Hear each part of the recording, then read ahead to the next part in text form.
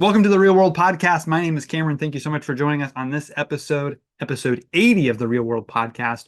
We're talking about Argylle and all of our favorite movies about writers.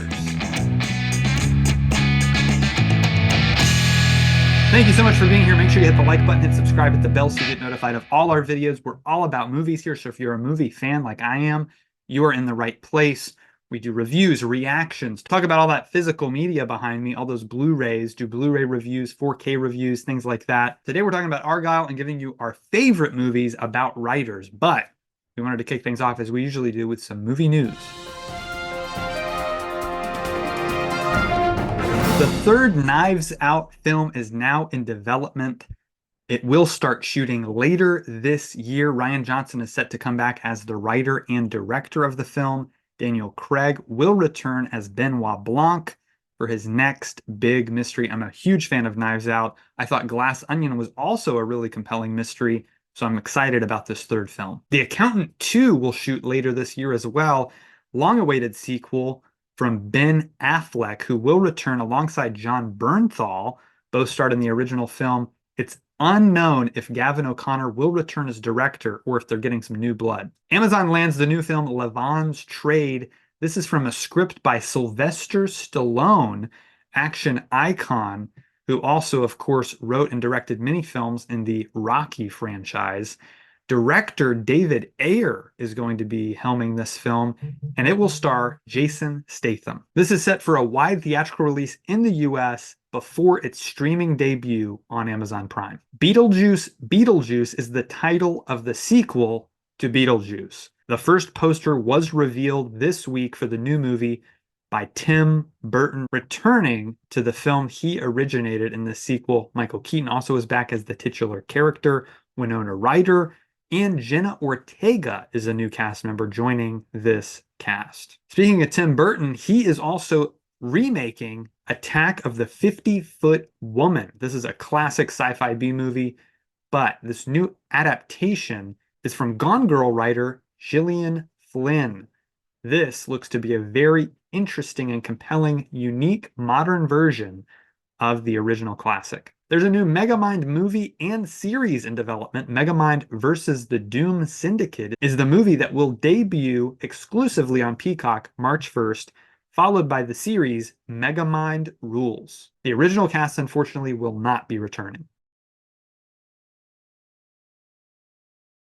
Rogue Trooper adds new cast members. This is a stellar cast, including Haley Atwell, Jermaine Clement, Sean Bean, Asa Butterfield, and many more. This is based on the comic book of the same name. It is Duncan Jones' first animated film I am super excited about. A couple of trailers dropped this week, one for the Ministry of Ungentlemanly Warfare. This is Guy Ritchie's next film. He does action comedy so well, adds a lot of grit in there. It's based on a true story about the first Special Forces mission back in World War II.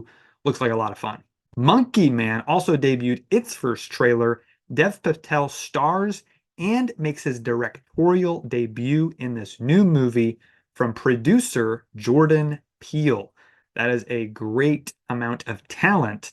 So this one looks to be a lot of fun. All right, folks. Well, that's it for movie news. Now it's time to jump into one of our main topics. That is this new movie that was just released this weekend, Argylle. It's now in theaters. You can actually watch our reaction and our review on our YouTube channel right now. My brother Carson and I got to go see it. We gave an initial reaction, then we did a kind of longer form review with spoilers. But for those of you who didn't see that, we wanted to give it to you again. And we're having a special guest join us, Josh, who also got to see it this weekend. How are you doing, man? I'm doing well. Kind of reeling a bit after seeing that movie, but we'll get to that. Gotcha. Great. Okay, very good. Yeah, that's actually what I think we should start with before we get into our top 5 movies. Argylle, this new film, it was just released this weekend. It was, heavily pushed. I think I want to say like for the past 2 months, I've been inundated with this trailer every time I go to the theater. It's like, oh, there's Argylle again. Okay, yeah, there's this movie hmm coming out about this lady and she has got a cat and it's like spies and it was kind of confusing, but I was like, man, there's a lot of potential here. It's got a great cast. It's a kind of interesting idea. It hmm looks kind of funny and kind of silly. And the Um, style. right, a lot of style. So I got to go see it, and like I said, our reaction reviews are on the channel now.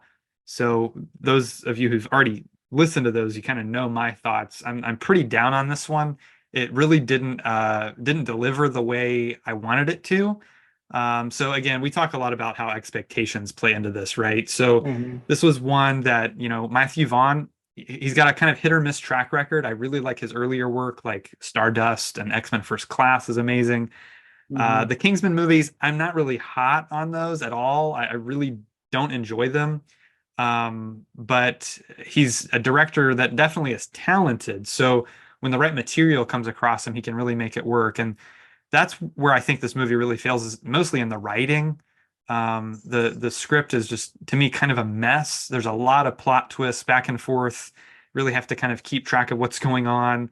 And then, Vaughn kind of employs his action filmmaking style that he's been using on these Kingsman movies, which is very big, very extravagant, over the top, lots of Hmm. CGI. And some of it does look kind of cool, but I think this is one of those instances where he's just kind of taken it too far in many ways. There's certain sequences that we can talk about the spoilers in a minute, but certain sequences that just I think he takes it a little too far, really takes the reality out of the film, because it's one of those movies that kind of has layers to it where you're kind of like in the book that she's writing in certain moments, and then you're kind of in the real world. And there wasn't Hmm. enough differentiation between those two to make me go, okay, this is a very realistic, grounded fight sequence. And then, oh, now we're in the book. Everything's exaggerated. So that was a big Hmm. problem I had with the movie. There just wasn't that consistency that I wanted it to have. The cast is the highlight because I'm a huge fan of Bryce Dallas Howard and Sam Rockwell. They're fantastic actors. They do a great job. They're really fun to watch in this movie. Their chemistry isn't all there all the time for me. And I think that's a failure of the direction again. But there's some fun moments. The rest of the cast, I mean, Henry Cavill, John Cena, Bryan Cranston, Sam Jackson, great actors. But again, I don't feel like they were given enough to really make these characters stand out. They felt very generic. They felt kind of phoned in, honestly, at certain moments in the movie. Hmm. So those are some of my problems with it. Again, if you want our full review, you can go to that. But Josh, I want to give you a shot to kind of tell us what your thoughts were on Argylle. Yeah. So non-spoilery. Yeah. Um, Kind of the same thing with the trailer. We were inundated with it. I don't think there was since it debuted, or I should say, since it was first in front of a movie. I don't think there's been a movie that it hasn't been in front of since. Exactly. Um, but it's a great trailer. Like it's probably one of the best trailers I've seen recently. But the problem is it's too good. Trailer's too good. And the movie didn't quite like the expectation, like you talked about expectations. The expectation of the trailer set with the tone and the style and the punchiness of it all. The movie didn't reach that level, at least not all the time. So for me, I was a little disappointed. I enjoyed parts of it, which I'll get to a spoilery in a second, but some of the action sequences and so some of the moments where that punchiness and style did come to fruition, I really liked. But a lot of it was a bit of a disappointment, especially coming off of like First Class is excellent. I like the first Kingsman film, which I can never get the names of them all straight because it's like, is it one word or two words? And then the King's Man prequel I liked as well, but they're kind of mid tier for me. But they're fun. But I feel like this one didn't even meet that. So yeah. Gotcha. Yeah, I'm at 1.5. I'm pretty low on this. What do you have a star rating on this yet?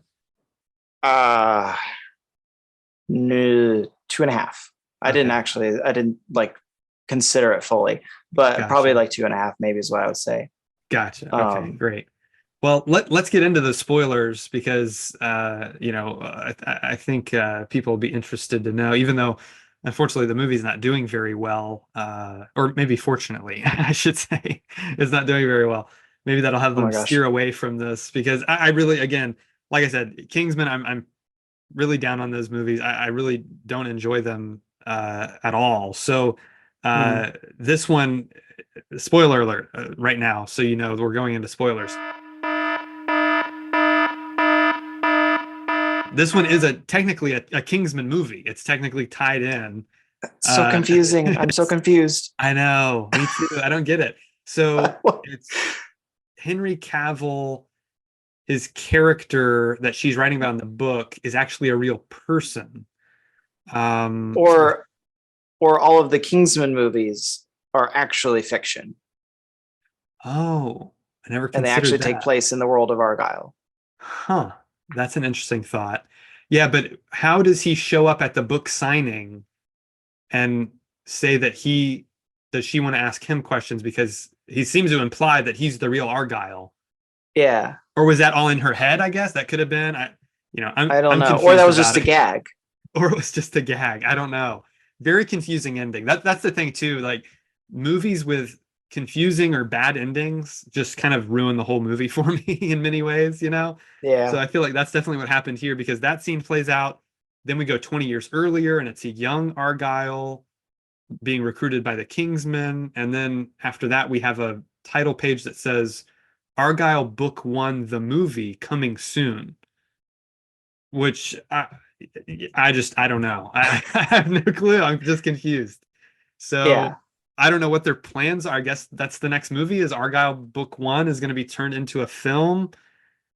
Again, I don't know. I don't know what The the plan is. connection, the Kingsman connection is the line of confusion here. It's very confusing. Yeah. So I don't know. Um, But anyways, we'll move on from that to some specific scenes. Like I said in the non-spoiler section, I wanted there to just be more differentiation between the book and then the reality. I felt like that they both blended together too much. mhm. I'm specifically referring to towards the end, once we get the smoke bomb scene where they're dancing and shooting the guys. It feels like, oh, Mm, this should be in the book, but this is supposed to be real. This is really happening. yeah. It felt like something like that opening scene in the book where he's like sliding the car down the stairs and like jumping over houses. I'm like, oh, this is silly. This is supposed to be, Yeah. fiction. Yeah. Yeah. But once we go into the real world and they start doing that stuff, and then she's skating around in the oil, like all of that to me it just took it so far out of the realm of reality that I was just out of the movie. It lost Ah, all sense of reality and groundedness that kind of earlier parts in the movie kind of had. yeah. They just lost me at the end completely. So those are kind of my major complaints. I'll get into a few more, but Josh, tell us kind of some of the stuff. Give us some of your highlights, stuff you liked and Okay. stuff you didn't like. Yeah. Well, I'll agree with you on that. I didn't think about that realism comparison aspect. Like, definitely, you're right. You feel it in the beginning, whereas like it's almost too cheesy. I thought like it was like kind of like putting the book and Bryce Dallas Howard's character in a bad light. Like, oh, she's not a good writer because this is too cheesy. Right. Um, but yeah, I didn't even think about later on. You're right it's totally gone. That it's all blended. Right. But I actually liked the ice skating scene and the smoke bomb scene. Like those are two of my highlight scenes in the film. Well, visually they're great. Yeah, Visually they're fun and cool. It's just again how they executed it, I guess, maybe is more what I have a problem with. But yeah, visually the they're tone. really fun. Yeah, the tone, exactly. Yeah, like those are some of the scenes that. Well, the oil scene wasn't in the trailer, but like the color Right. scene, that was one in the Yeah. trailer that I think did deliver. Like at Yeah. first it started not to because the music was or the score, the whatever song they picked was just kind of humdrum. Yeah. Right. But it wasn't supposed to be a punchy scene. It was supposed to be like this sweeping kind of love scene or whatever, and so it Yeah. delivered in that respect. But Right. yeah, I agree with you. I didn't think about it either with when you said like most of the supporting cast phoned it in, and I definitely agree because I know Bryan Cranston specifically is excellent. Yeah. Like they all are, but he is especially. And I was like, I'm getting weird vibes from his character. Like it's something's off. And Right. so that makes total sense. I thought Catherine O'Hara and Dua Lipa did a good job, though. Of course, I've never seen Dua Lipa in anything, but I thought she did. I thought she did good. But Right. everyone else that was supporting, I think, phoned it in. Yeah, I Um, agree. I felt like Sam Jackson, he's like watching a Lakers game for half the movie. I'm like, oh, they're just like filming him in his living room, just happened to be watching a Lakers game. So yeah, it's I was like, like, what? I was so confused at what the point of his character was. I was like, right. what is And he? and that's another thing is because he's in the first Kingsman movie, I'm going, oh wait, so is he related to that guy, or is this supposed to be just a Oh, he totally new is. Oh, yeah. character? I don't, because he's Yeah, like the that main doesn't. villain. Yeah, that Uh, doesn't make sense. I don't know. Again, and he looked a little different, I guess, in that movie, and he talked different, but still, just gets Oh confusing. my gosh, could you imagine if you came on the screen in this movie with that lisp? Yeah, Like, right. would like I don't know. I hope I would have connected the dots. That would have been really cool. I would have been like, what? Like I Right. feel like they should have done that because then that would have been like we're as everything's playing out and we're watching it Yeah. and soaking all that at the same time, we're still going, what's going on at the same Right. time? Like kind of Right. like, huh. And then the reveal at the end would have been cool. I mean, it's Right. still cool Yeah. anyway, but would have been maybe less confusing. I agree. Yeah. It could have been like his twin brother or something, you know. Oh yeah, there you go. Oh, that's how they could solve it though, twins. They could. Which actually, speaking of, there was a something that happened in the beginning of the film that I was like, well, that's a plot hole, but it's not because of the end of the movie. So when they're looking for the hackers, they're looking for the hacker, and they find his ad. They didn't find his specific address, did they? Or they just found what building he was. Like they didn't know what Uh, room to go to, right? yeah, I think that's right. I think that's right. Yeah. So I was like, why 305? Like, how'd she know to go there? Like, there Mm, was nothing about it, but it makes sense because right. she She went was there already before. there. So she just Right. subconsciously, whatever, you can fill in the blank with how she got there, but she had been there before. Right. Exactly. So I was like, oh, that's interesting. But yeah, back to more thoughts on it. Yeah, this is another one. Like the trailer was like I mentioned, too much, too good, and it was over marketed. Yeah. Um, I thought between it's both the editing and the song choices I thought were lacking the punchiness that the trailer promised. Right. Like this, it's like some of the scenes that are in the trailer, and then you watch them, and then the song choice is just something with no bass and no drums, and you're like, what? You just totally took the rug out under the scene. Yeah. What are we doing here? Like That's some of these true. action scenes that are supposed to Mm, be I don't know, like even like Kingsman, that one's definitely a punchier, and maybe that's like some of the camera work as well with the way they shoot the mm, action sequences. But I right. thought that was just totally not here, pretty Yeah. much not present at all, which was pretty Mm, disappointing. right. Which brings up an interesting point because when this movie started, I forgot that it was Matthew Vaughn and I thought it was Guy Ritchie. Oh. Because they're arguably that's a fair comparison. Their styles Sure. are pretty similar. Sure. As far as that, they lean a bit over the top. Right. But I feel like I feel like Guy Ritchie could have directed this movie much better. I agree. Like it would have solved all those lacking of punchiness problems. Yeah. If he had done it, it would have been much more uh, even throughout. I feel like. I agree. And that's funny Um, you mentioned that because Matthew Vaughn produced the first two Guy Ritchie movies he ever made. oh, oh wow, Lock, Stock, and Two Smoking Barrels, and I think Snatch he produced as well. Yeah, so I that's agree cool. with that. Yeah, they obviously know each other, and I think they have similar sensibilities. But Guy Hmm. Ritchie just has a more. I feel like he's more of a visionary filmmaker. Like you can really tell when it's a Guy Ritchie movie. Yeah, yeah. And he definitely works with the actors better. I feel like, and creates interesting characters and action sequences. Where I feel like Vaughn, at least since Kingsman, has leaned more into CG, more into kind of Mm, even bigger, more extravagant, over the top, almost cartoony, but still like, violent kind of action. mm. So yeah, interesting that you brought that up. Yeah, grounded versus not grounded. That's Exactly. an interesting diversion there between the two of Hmm. them. But Right. the visual aspect actually brings up a good point. Something which a lot of the visuals that were like over the top when they were, I thought worked. Like the color scene, for example. Right. It just wasn't throughout like we thought it would be, or I thought it would be. But Mm, the everything to do with Argylle and the book design and the merch and all that, I thought was done really, really well. yeah. The production team did a fantastic job on that. Like even like when you saw when she's sitting at her desk at her house and you see the like the set of the four books in a Yeah. row and it makes the diamond shape. I was like, Right. oh, that's cool. Yeah. Yeah. And I feel like that's not something you usually see in movies, like that amount of detail Yep. and creativity given to I don't know, something like that, where it's not necessarily the main thing in the story, but it's like the visual cues of the diamond and everything were everywhere. And I thought that was really cool. That's true. That definitely I agree with that. I know you weren't too hot on the score, which I wasn't really either. I was surprised. Lauren Balf or Lauren, he usually does a good job. Yeah. And his scores actually are really usually really punchy too, which is weird that this one wasn't. Hmm. But and I apologize if I'm about to ruin the score for everybody. But there's a part of the main theme, the part of the main theme that you hear throughout the film, sounds like the beginning of or part of "Knock on Wood" by Amy Stewart. Um, which I haven't actually listened to that song. It's just cultural knowledge.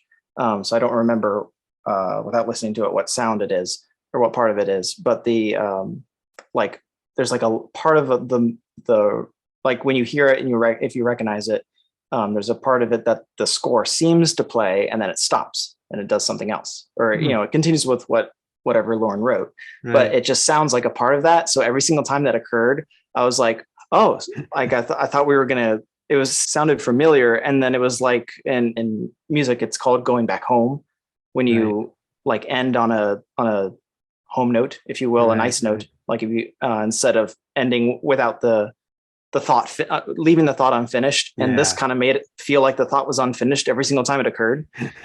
So that was just a minor quibble, but Right. that's not no one's fault. It just kind of sounded like that other song. But Sure. I really I don't know. It sounded like you maybe didn't like the twists. I really liked the twists. I liked that it was just like I didn't see any of them coming, first of all, but I liked that it was like and another one and another one, and it was like this is probably the most a movie with the most twists I've ever seen. But I don't know. I thought it was really fun.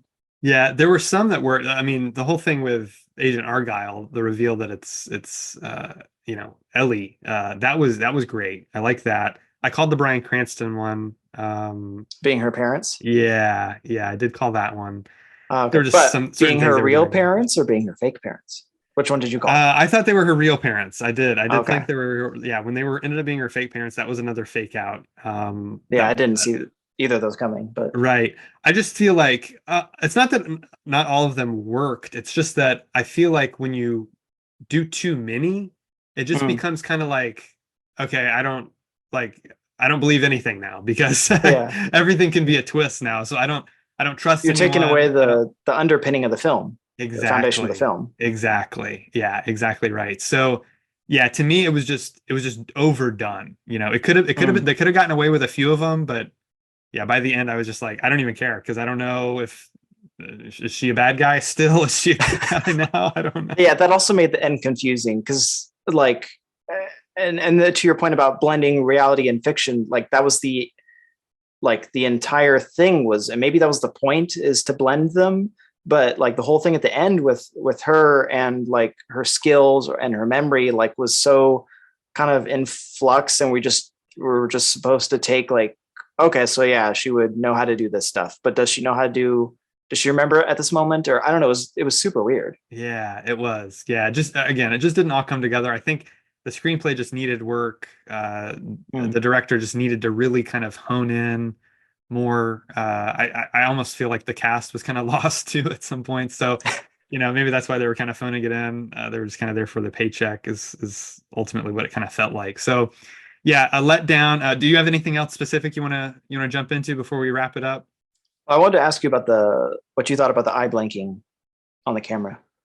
Oh, I actually like that. I thought that was I did actually too. something that was unique. Yeah. 'Cause a lot of the visuals for me were a little flat. Again, they're using a lot of CGI here, a lot of CG backgrounds that Mhm. I just found very flat and dull. But that was at least something that I found to be interesting and a cool way to kind of put us in her POV, right? Which I Mhm. really like. And the switching back and forth, the train sequence is probably my favorite because the way Yeah, it's switching between Sam Rockwell and Henry Cavill back that and was forth, cool. that was really smart and fun and visually engaging. Um, they didn't go back to doing a whole lot of that. Henry Cavill kind of just becomes like almost like her ghost or like her conscience or something, kind of like just showing up Yeah. randomly, which I thought was kind of odd. But I think if they had stuck to that more of like she's seeing it in the book, in the fantasy world and the real world, Yeah. that was That a great would have concept. helped separate a bit too. Exactly, exactly. But no, that was a good kind of visual cue that I enjoyed. Yeah. Actually, what they should have done is they should have, because they revealed that it was like, oh, he's her, but he's the spy version of her, so to speak. At the end, when she's doing the ice skating scene, it should have been, they should have switched back and forth between her and him to That would have show been that awesome. uh kind of bringing it together with her, like the book, and then not the book, but also her spy version of Yeah, herself and her Ellie version of herself. I feel like that would have been really cool. So yeah, you're right. that Maybe the screenplay needed another pass. They would have come to that. right, exactly, exactly. Yeah. Okay, well, that's our review of Argyle. We want to know what you guys think in the comments below. I've heard a couple people really enjoy it.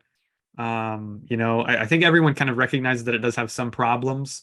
Some people are Mhm. more down on it than others. My brother Carson lost his mind in our review. You got to go check that out if you haven't.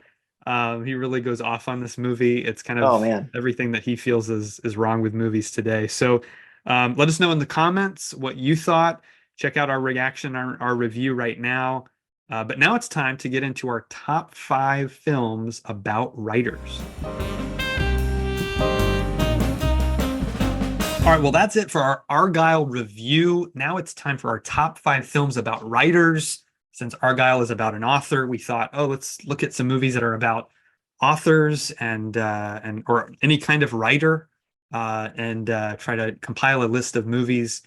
They're kind of more than I thought there would be. I thought this would kind of be an easier list to make, but it ended up being a little more challenging than I thought. So. We'll start off with honorable mentions. First, I had to mention The Lost City, which just came out a year or two ago with Brad Pitt, Oh, Channing Tatum, and Jennifer Aniston. That one's Sandra a lot of Bullock. fun. Sandra Bullock, sorry. Yes, Sandra Bullock. How Exactly. dare you, sir? Sorry.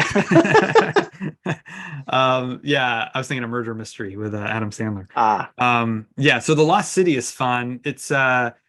I don't think it's a great movie. It's not one that I've really had yeah. any desire to return to necessarily, but it's one of these concepts that I think is a lot of fun, that delivers on it pretty well. So it's worth a watch if you're into that type of movie. Then we have kind of changing genres a little bit. Secret Window. This is one with Johnny Depp where he plays a writer, Hmm. and it's kind of like I said, horror thriller type vibe. Oh. It's really interesting, really fun, keeps you guessing. It's one of those movies that has a great central mystery to it. So Hmm. I would highly recommend that. It's a very simple, kind of small scale movie. It's all one location pretty much and very small cast, but they all do a great job.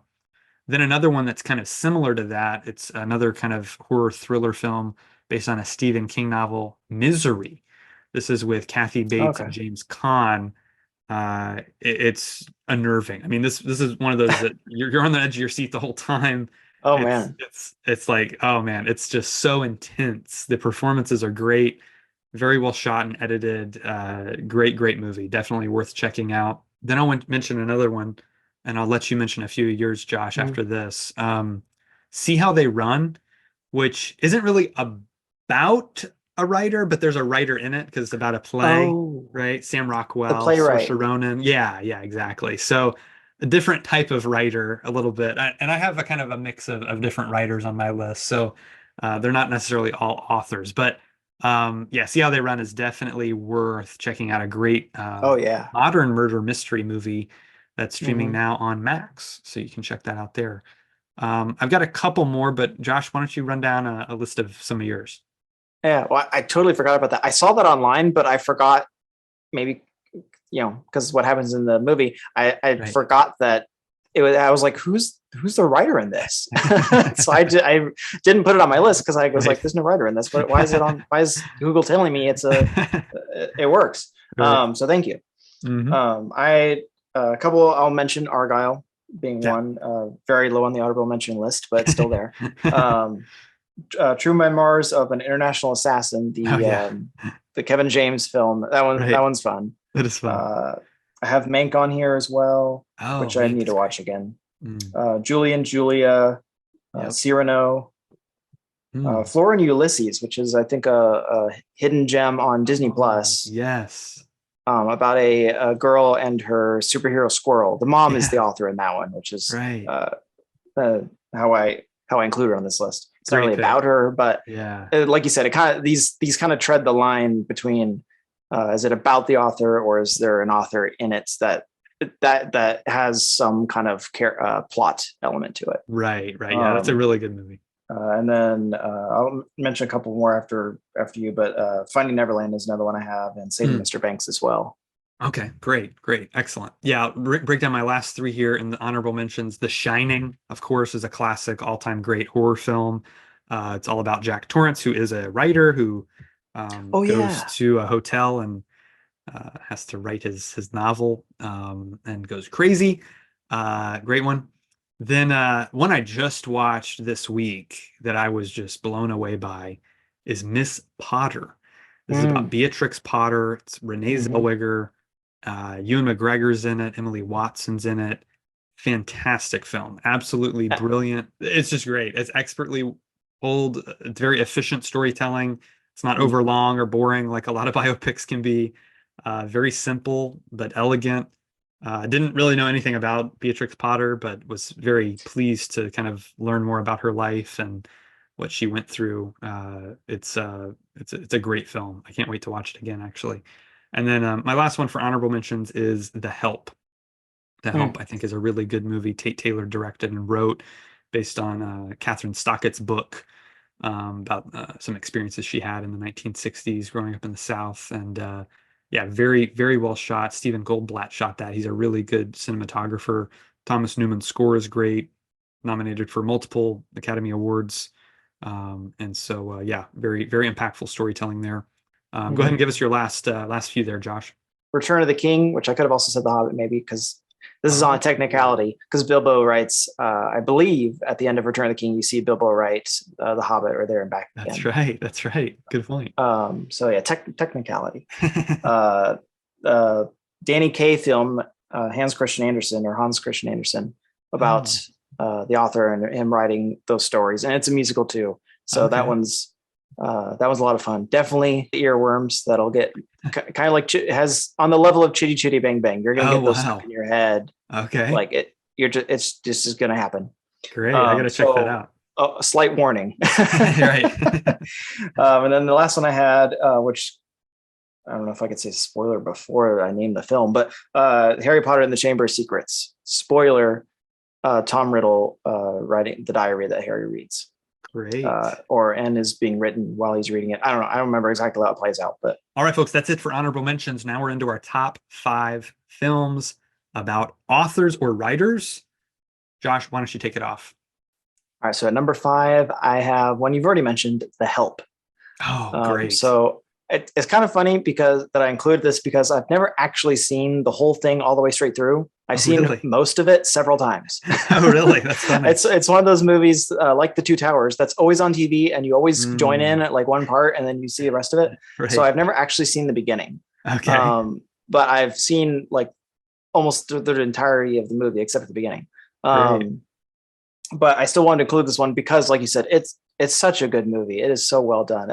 Emma Stone's character plays the I don't know if it's a spoiler, but plays the author here who writes The Help. It's kind of like one of Right. those like Inkheart where the book is in the book and it's not the same exact thing that anyway, it doesn't matter. Yeah, yeah. Um, but this is another one of those that it's just such an incredible movie. And so I don't know, it's a movie that strikes you, where Mm, it impacts you and leaves you with a lot to think on in your head and as you're like a lot to deal with as you're like just seeing the racism going on and these affecting these characters mm. played expertly by now I'm blanking on their names, Yeah, but Viola Davis. thank you, Viola Yeah, Davis and and Octavia Spencer. Octavia Spencer. Yes, I Mhm. think was this their breakout film for both of them? Yeah, yeah, pretty much. Yeah, definitely Octavia Spencer's breakout performance. I think Viola Davis had been in a couple of things, but this was probably the biggest thing she had been in. Okay, but yeah, they were just absolutely fantastic, and it's just heart wrenching to see. I don't know, not that long in the past, just people being nasty to one another. And anyway, but Mm. excellent film. So well done. So I had to include it. Yeah, that's a great pick. Yeah, the cast is really what makes this work so well because Mhm. they play these emotional moments so well, and then these really funny moments very well, very Yes, memorable it's scenes. true. And they do it all just with a great sense of reality. And there's a lot of Yes. gravity to what's going on, but they just make Mhm. it very real. That's the word that I was searching for as I was meandering there in the beginning. There's a really good sense of gravity to everything Yeah. going on. Exactly, exactly. Bryce Dallas Howard's in there, and she's That's great true. in She it. is. Sissy Spacek. I mean, the whole cast is just fantastic. Tate Taylor, who directed that, really had a great kind of sensibility with his casting. Jessica Mm. Chastain also, I think she was nominated for that film. So, yeah, very very well worth mentioning. Glad that it was on the list. My number five is Saving Mr. Banks, one that you mentioned earlier. Ah. This one's so much fun. I just have a blast watching Mm. this movie. It's so expertly handled by John Lee Hancock, who directed this.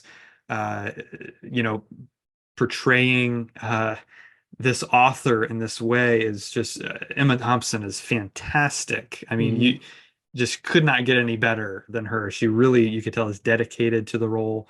Same thing with Tom Hanks playing Disney. I mean, Walt Disney, this figure of history who's, everyone knows so well because he was on TV all the time, and all that. Hmm. So he really got his mannerisms down, his kind of voice patterns. Sherman Brothers, are in this. They play a vital role, obviously, in the history of Mary Poppins and the film. It's cool because it's about an author who's helping get her book turned into a movie, and she wants nothing to do with it. Yep. She's just it's just the back and forth they have is great. Trying to kind of appease her, but trying to kind of stand their ground and like, no, we're going to make this fun for kids, and it's just Hmm. great. It's great, and then plus you have Colin Farrell in the whole flashback sequence and what her life Yeah, was with her like. life. Yeah. That's just such an impactful part of this film too. So Hmm. one that I've visited a number of times and I really enjoy because it is such a fascinating kind of behind the scenes story that is really compelling. Yeah. That's actually a good point. It's like I need to watch it again because I've only seen it once, but and it's cool because it's like the behind the scenes feature on like Mary Poppins or something, except it's its own movie, Right. which makes it really cool. Yeah. Very cool. Very cool film. Really worth checking out. It's on Disney Plus if you have Disney Plus, so check it out there. But now we're moving on to your number four pick. Josh, what do you have? Yes, I have number four. I have Greta Gerwig's Little Women, Hmm. Great film. and Joe March is the author here. So Right. this one, the film itself would probably be a little higher, but because it wasn't as much as really focused on her as an author, like it's not. It's about all of them. It's not really about.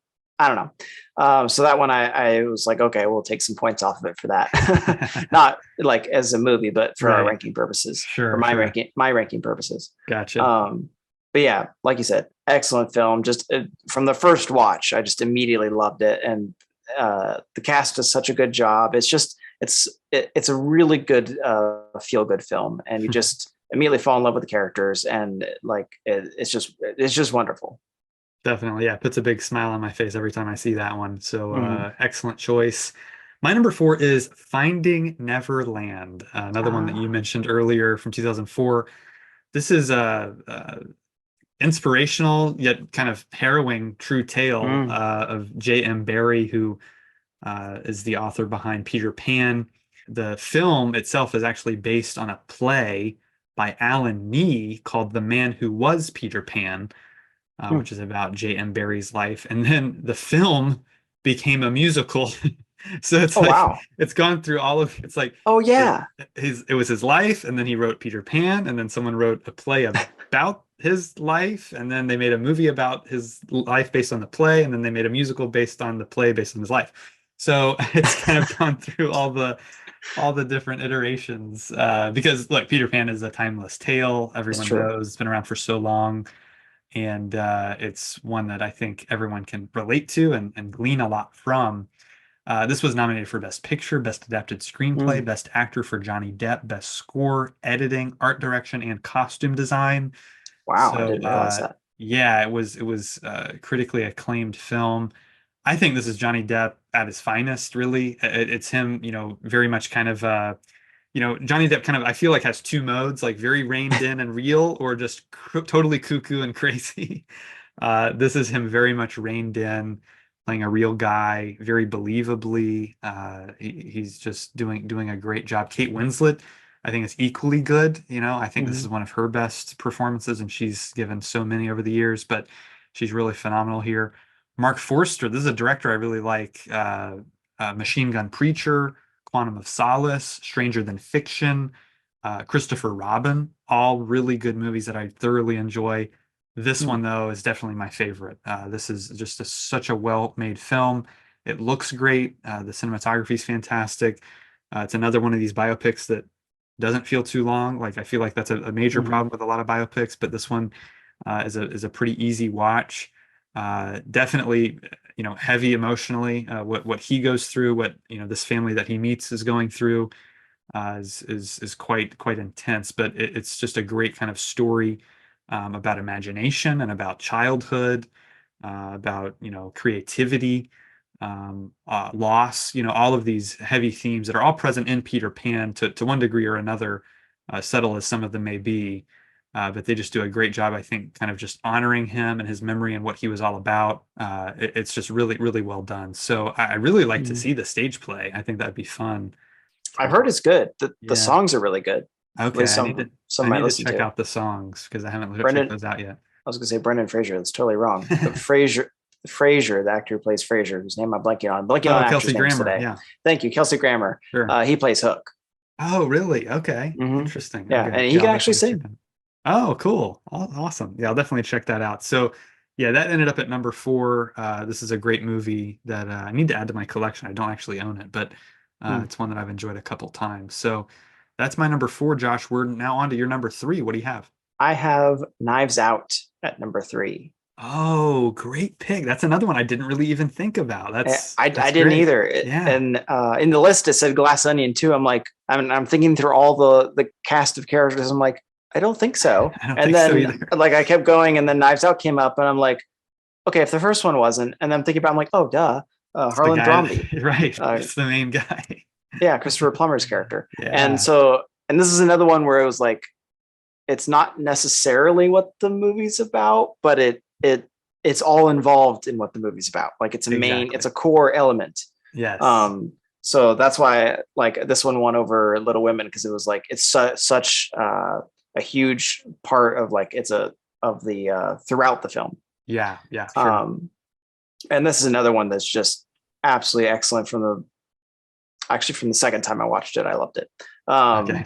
And yeah, Ryan Johnson and the whole cast just do such an Mm, incredible job. And great. it's interesting to see. This is kind of uh, a different take on an author's life, because usually an author, uh, slight spoiler for the film, I guess, is usually we're seeing a piece of their life. But in this case, we're seeing what happens after, Right. and kind of the legacy of a successful author, which isn't like coming at it from that perspective isn't necessarily what the movie was trying to do, or like it's not a thought piece isn't the right word. It's not a like the movie Character isn't study kind intentionally of. go. Yes, thank you. It's Yeah. not a character study on Yeah. what happens after and dealing with the legacy. It's a Right. murder mystery, and a really Yeah. good one at that. But Right. it does have that angle as well. Yeah. Yeah. Definitely. Yeah. It does have that for sure. That is cool. A cool pick because yeah, that's an outside the box pick for sure because yeah, it is. Yeah. Most of these movies, the author's still alive throughout most of the runtime. In that one, he's not. So yeah, that's a great pick. Yeah, fantastic film. We've enjoyed so many times. Mm, Christopher Plummer's great in it, and yeah, the entire cast, a great ensemble cast that he assembled hmm. there for that movie. And it's very much all the Benoit Blanc films, which they just announced they're doing the third one later this year. They're going to shoot it, and they're Oh, loosely good. based on Agatha Christie novels. That's kind of Hmm. where Ryan Johnson was drawing a lot of his inspiration. So she's kind of I feel like a presence throughout the movie in a way, Mm. because it's loosely based on her kind of her work. So yeah, great pick, great pick. All right, we're on to my number three now. From 1984, it is Romancing the Stone.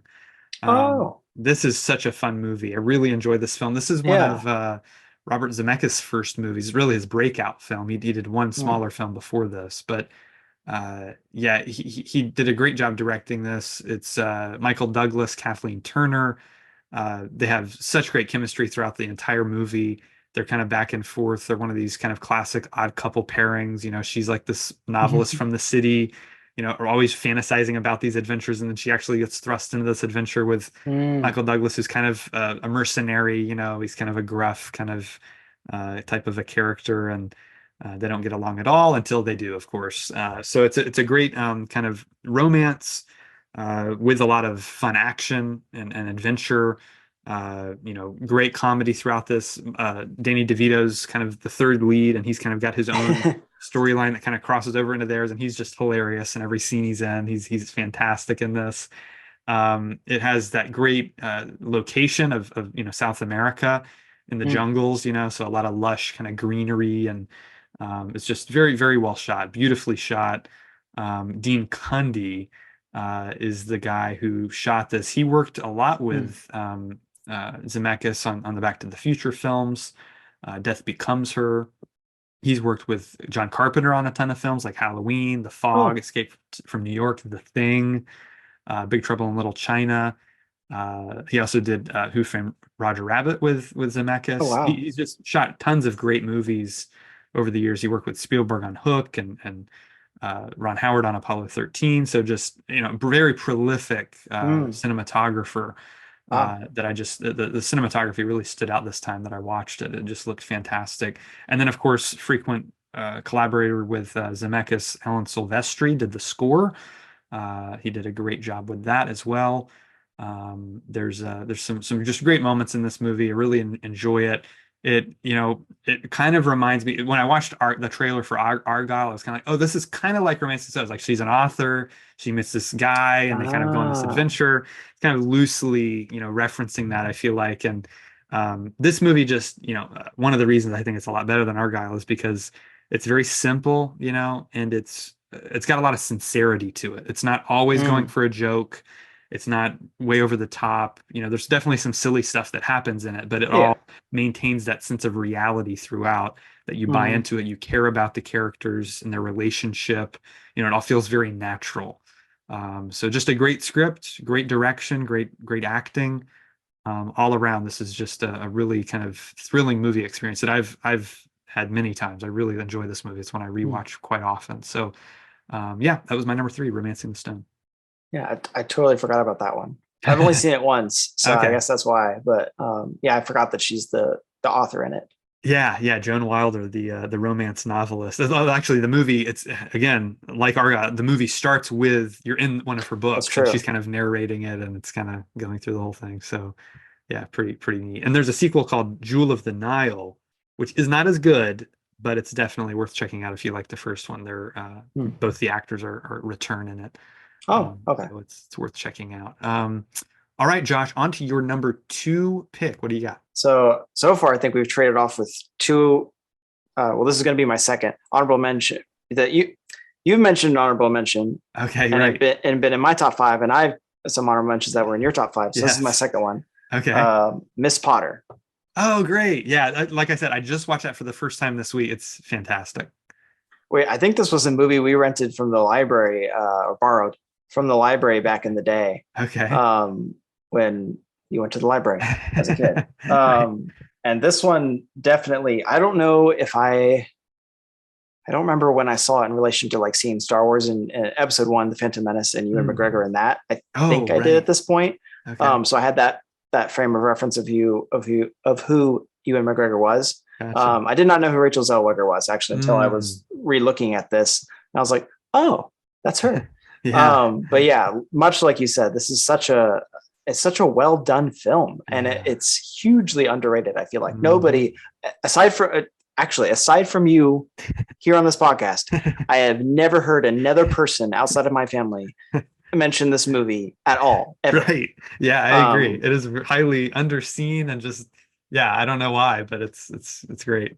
yeah, which is a travesty because it's It like you said, is. it's such a good film. Yeah. And McGregor and Zellweger are excellent. It's one of those films Mhm. where I think I could say it's one of those films where the acting is done in such a way that you just 100% buy in, and Yep. you're not thinking maybe with Ian McGregor because I just like knew who he was, realized who he was. Maybe I was Right. thinking a little bit like, oh, Ian McGregor and who he is as a person, Sure. an actor, I should say. Yeah. But other than that, and probably because I didn't know who Renee Zellweger was, Right. that you just immediately, you buy into the characters and you're thinking about them as the roles they're portraying. Right. Um, Right. but one thing I think that's probably the reason this film stood out to me, aside from Ewan McGregor, who's I've said like 5 times now. But I think the main reason this film has always stuck with me uh, is because of which I'll give a spoiler warning for this and for Downton Abbey season 2, season 3. Okay. Which you may already know where I'm going with this, is basically what happens is he dies.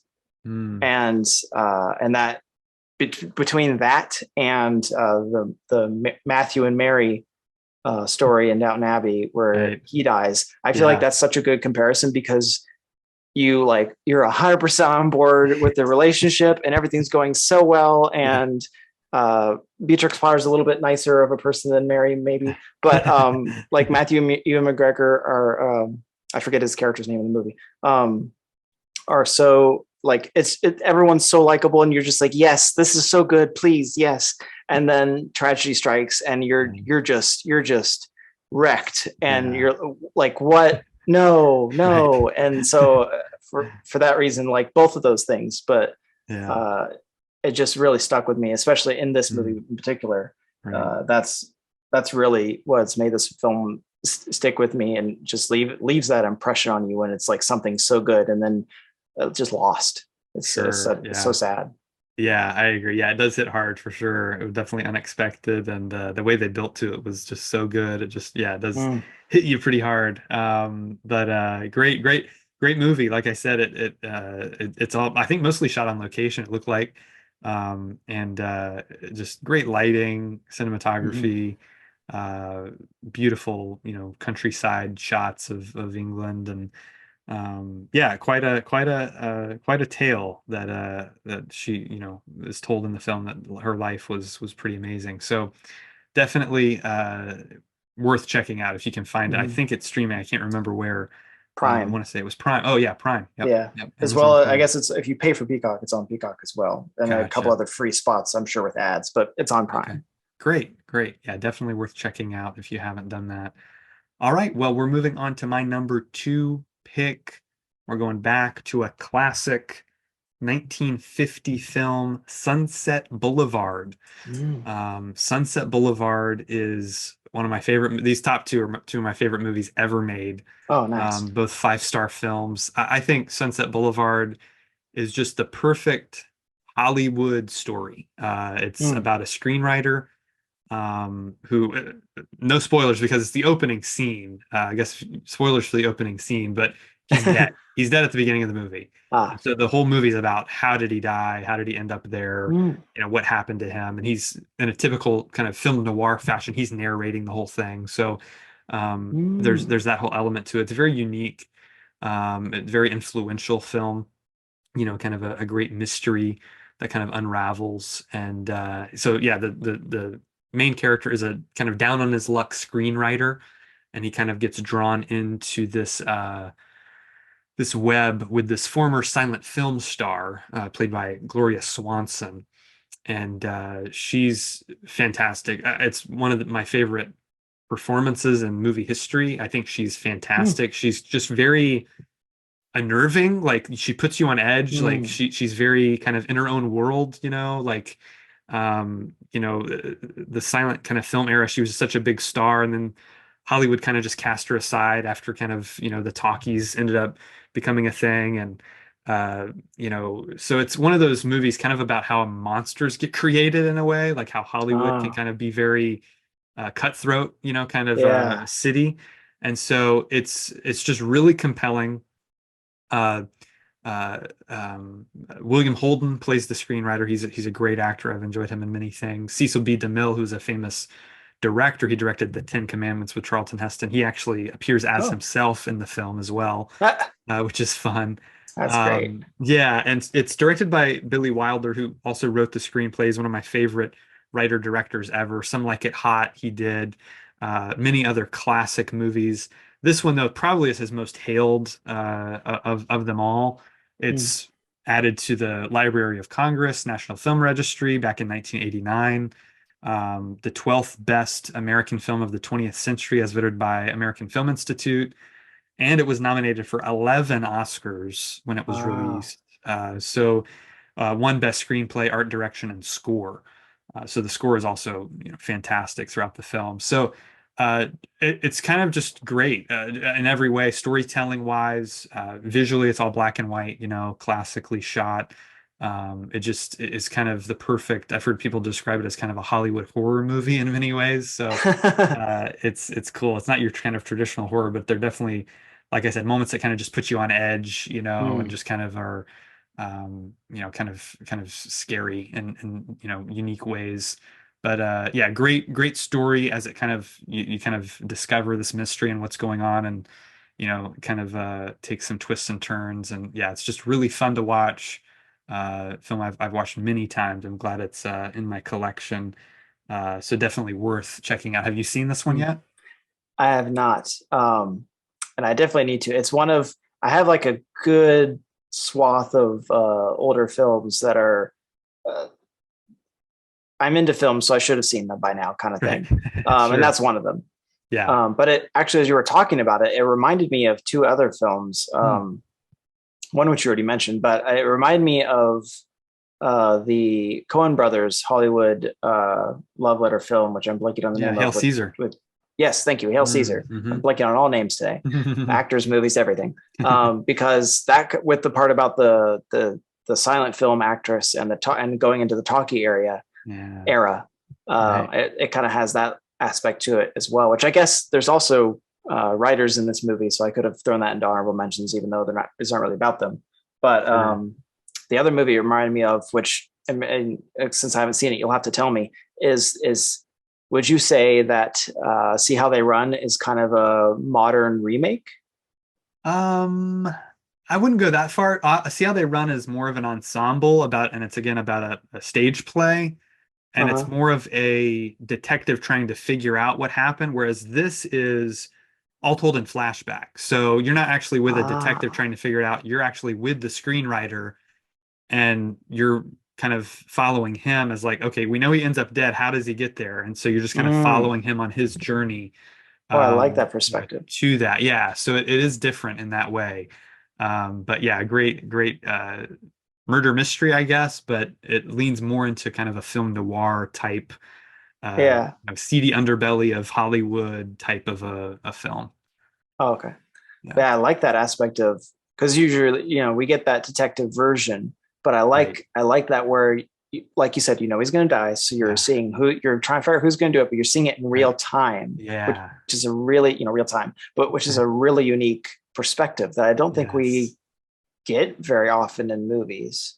I True. mean, I guess technically, um, like crime shows do it all the time because we see the death and they go back. But I feel Right. like it's a lot more interesting when you're dealing with like something the length of a movie and Yeah. something where the main characters are who we're talking about, not random Joe Schmo that we don't know, and then the police are Exactly. coming, and that kind of thing. Right. Um, so yeah, I really like that perspective. I definitely need to see this film. Yeah. Yeah. I think you'll enjoy it.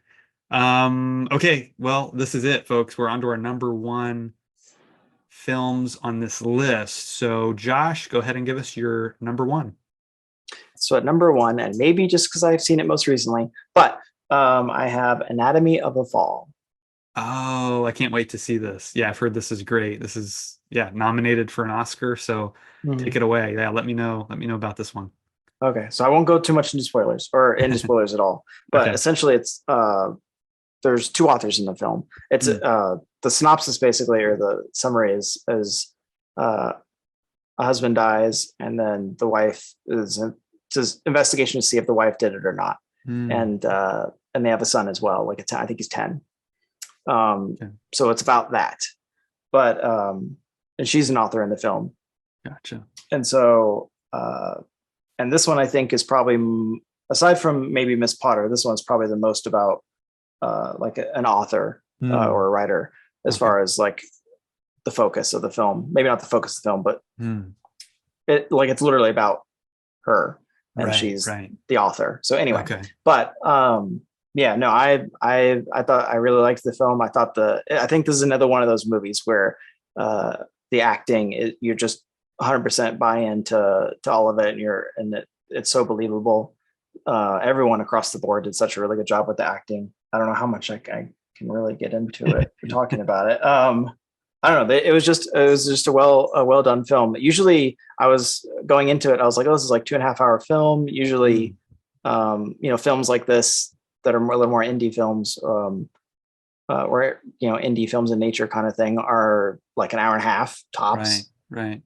So I was like, oh, how's this going to play out? But it didn't have it didn't feel like it was a long run time. It felt like No, it was really well paced, and you're interested in the story and what's going on, and figuring it out. And it's not.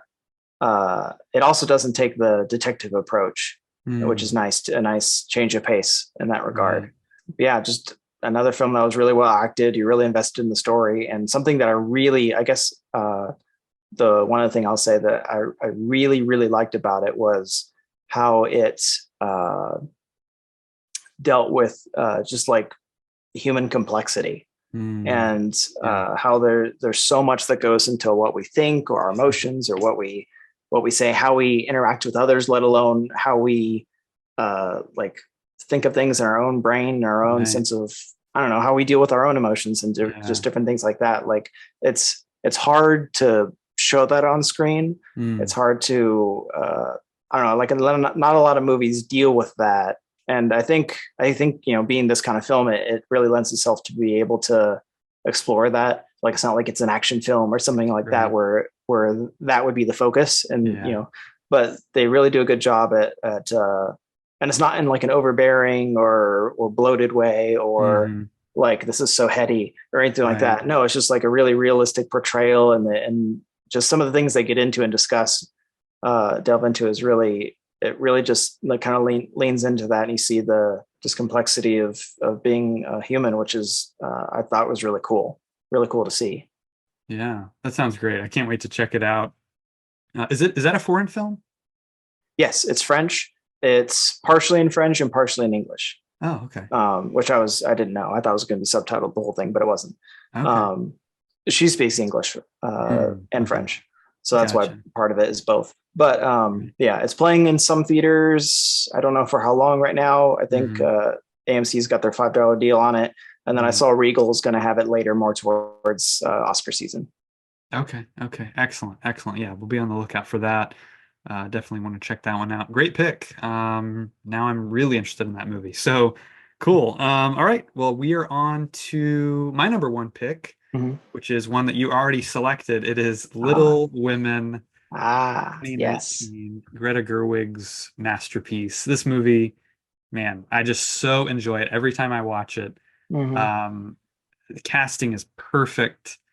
Uh, the screenplay is phenomenal. It's so real. It just, to me, this movie feels so just like you're kind of peeking in on this family, like Mm, everything is just played uh, so earnestly and sincerely. mm. Um, It's a good word. Plenty of memorable moments, plenty of, emotionally engaging moments, whether they're, sad or funny or a little bit of Mhm. both, or, you know, uh, the love stories, the way all those play out, the relationships and the kind of, dynamics between all the different characters are just Mm, so engaging and interesting to watch. Cinematography is fantastic. That really, again, stood out to me yesterday when I watched it. Beautiful lighting, framing, composition, a lot of camera movement. It's a very kind of energetic film mm, that mm, has just a really kind of fun energy to it. A lot of life, vibrant color.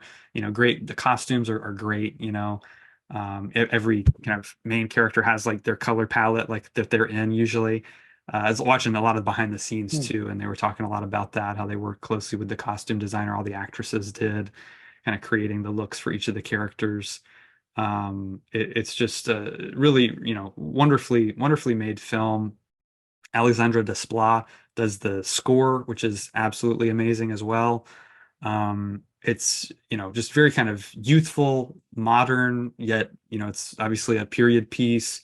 mhm. It's very exciting. It's fun to watch the behind the scenes too, because I haven't read the book yet. I'm planning on reading it. Lucia Yeah, May me either. Alcott, she was a really kind of modern writer. Like a lot of the dialogue from the movie is directly from the book, like Mm. lines that you wouldn't really expect. So that was fun to learn about. Greta Gerwig's obviously a huge fan of the book. She's been a fan her whole life, and it's been made into films. I Hmm. want to say like 6 or 7 times. I mean, since going back Yeah, to a like the lot. 30s, I think. So a lot of different versions of this. I think I've seen 3 or 4 of them. This one to me just stands above all the rest, just because of Hmm. the craft and the sheer passion that you can just tell. It just all shows up on screen. It's really, really Yes. cool. So Greta Gerwig was made to make this movie. I think she just had such a clear vision, and the actors Hmm. talked about that a lot in the behind the scenes. They were like, yeah, she just very clearly knew what she wanted, even like how we said certain things. Like she would let us Hmm. improvise, but she would also like really get specific about some, inflection on certain words and things like that. So Oh, interesting. yeah, it was really cool to watch all of that yesterday. I hadn't really dove into any of the bonus features, and I got to Hmm. watch all of them, and it was just really, really fascinating. So yeah, again, a project that she was passionate about, had a lot of vision for, that really comes through. Very meaningful to her and to everyone involved in the production. You could tell they were all fans and wanted to do justice to it because they Hmm. knew what a big deal it was. Yeah. And it's one of those books that's been around for so long. And they were talking also about how Louisa May Alcott, kind of her personality is in each of the March sisters. So Oh, that's there are cool. aspects of her that kind of she spread out among those girls, and it was just really cool to learn all that stuff. That's So smart. yeah, yeah, it's a really, really interesting way to do it. So, yeah, huge fan of this movie. Means a lot to me personally as a dad. Th this Hmm. is a very, important movie to me as well. I grew up with all brothers, so the world of females is very different for me. I've been learning a lot over the past few years about all of that, which has been a lot of fun. But yeah, this movie it definitely means a lot to me. Nominated for Best Picture, Actress, Supporting Actress, Adapted Screenplay, Score, and Costume Design, which it won. Definitely well deserved. All the Hmm. accolades it received, and more, because it's probably, and there's a lot of good movies that came out in 2019 that I'm a huge fan of, but this might There be were. my favorite one. Actually, it's up there. Hmm. It's up there for sure. So, yeah, great movie. Definitely worth checking out if you haven't seen it. And I like what you said too about it being a modern take that still feels so grounded in the reality in which it's set. Because I Right. feel like so often, especially with like a movie like this that's been done so many times, and even they did do some actual modern remakes of it, but like in today's era kind of thing. But Right. with movies like this, it's so easy for when they do it. I feel like they do it too often, maybe when they'll remake a film and they'll still stick it in the same time period set, but they'll jam in our modern sensibilities or Right. whatever, the PC culture and all that kind of stuff Yeah. into it. Right. And it's just Mhm. like, that's not, this was a different time than Yes. now. Yes. Um, Better time value wise, but Right. and so it just totally messes up all the natural undergirding of the film and the era Yep. and just the niceness of it. And that Right. is like, I don't know if I want to say miraculously not present, but Right. it's not present. Like you Yeah. Yeah. said, they just stick to the Mm. story and Hmm. the book Yep. and as far as we can tell, I haven't read it either, Hmm. and just really honoring that time era and not jamming stuff from today into it, which is a really nice, it's a really nice thing to see, and it helps with the overall feel of the movie, bringing a smile to your face. Yeah, absolutely agree. Yeah, they don't focus on any of that. It's so character centric. Hmm. I think that's why. I think it's because she really wanted to, display these characters as they are. Mm. And yeah, didn't worry about the kind of, the other stuff that you mentioned. So yeah, that's definitely one major reason why it works. It does start off with, you mentioned that it's a little lower on your list because it's not as much about the author. I think it's pretty focused on the author for me. I mean, I especially forgot about watching it that. last night.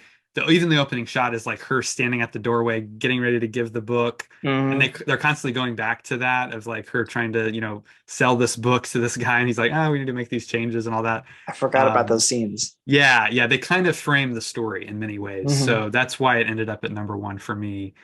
because Joe March is definitely dedicated from scene one to becoming an author, which is cool too, because a lot of these other movies are about people who are already authors, and this one's about her trying to become an Mm, author. So I thought that was a unique kind of thing that the movie had too. So that's it, folks. That is it for our top 5 movies about writers. Unique topic, yeah. but it was fun. I'm glad we got to get through this list. Our Argylle review we did earlier, so make sure you check it all out. Leave a comment below with your favorite movies about authors or writers. Let us know what you thought of Argylle, the movie news segment. There was a lot of movie news today, so make sure you comment on all that. Share this video on social media. We would greatly appreciate it. Make sure you hit the like button, hit subscribe, hit the bell so you get notified of all our videos. Josh, thank you so much for joining me. My pleasure. It was a fun look at art at authors and writers from different perspectives in being an author and writer on that journey. Definitely. Definitely. Yeah. And writers obviously are a huge part of movies as well. So I think it was a fun Yes. topic. So, yeah, thank you all again for joining us. We will see you next time right here on The Real World.